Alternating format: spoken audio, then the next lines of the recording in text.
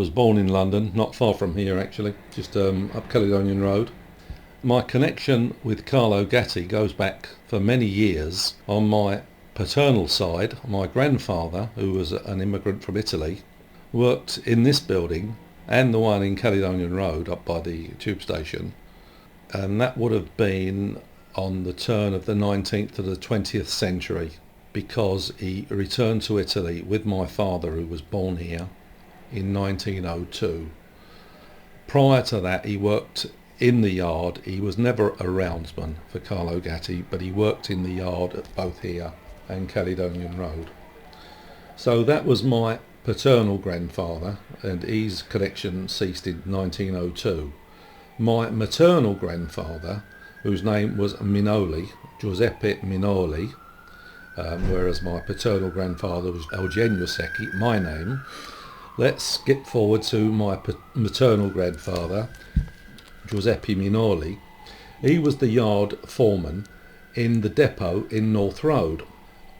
He died in 1930 when he was working for Carlo Gatti. I knew nothing of him, obviously. I was born much later than that, and I can only relate what I heard of him from my father. Apparently he worked in the yard in Wharf Road, which was a very busy yard with yard trade. Many people coming with their barrows and whatever to buy ice, apart from the roundsmen that went out and delivered all over this part of London.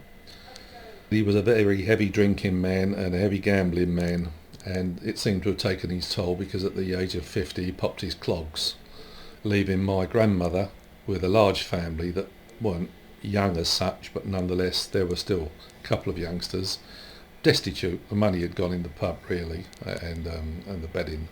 But that's really all I can tell you. But that's the connection with Carlo Gatti going back to my grandparents, and that ceased in 1930. We come to my father now, Giuseppe Secchi, who, as I said earlier, was born in this country but returned to Italy in 1902 with his father and mother. He returned to this country in 1920 after the First War, returned to Italy shortly thereafter to do his military service in Italy, then returning back to England, where he commenced work in the mosaic and terrazzo trade, which was common with the Italians at that time. Come the war, because he'd been born in England, he was expected to join the British Army, which he did, reluctantly, because he had brothers in the Italian army, but he was put in a non-combatant corps and more or less completed the war as an interpreter, an Italian interpreter. So that was that. Unfortunately, contracted a virulent form of cement dermatitis from the mosaic and terrazzo, which precluded him from returning to his occupation, which apparently he was very good. And so he approached Carlo Gatti. Now, Carlo Gatti at that time only had the large premises in Battersea, but they had purchased a company in Kingston upon Thames, and that was known as the Kingston Pure Ice and Cold Storage Company.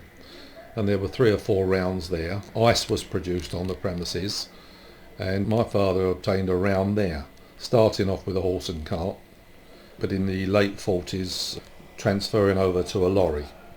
It was there that I used to go accompany him to work from about the age of 12. I was born in 1944, so from about the late 50s I used to accompany him as a child. I used to enjoy going, and on most Saturdays I would go with him, and his round was Kingston and that part of Surrey.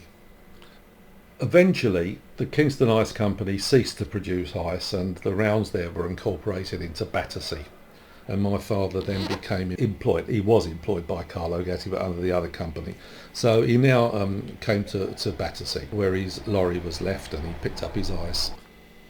I knew Battersea very well. I knew all the roundsmen there, even though I was young. They were 95% Italian. I think there were a couple of English roundsmen from memory, but the vast majority of them were Italian. And it was really a father-to-son occupation, or father-to-relative. You couldn't easily get a job there, especially if you were English. It was almost impossible. And as I got older and I learned to drive, I used to go with him a lot and obviously drive the lorry and work with him, especially in the summer. In the winter it wasn't any call, not much business. And so That was my connection with Carlo Gatti.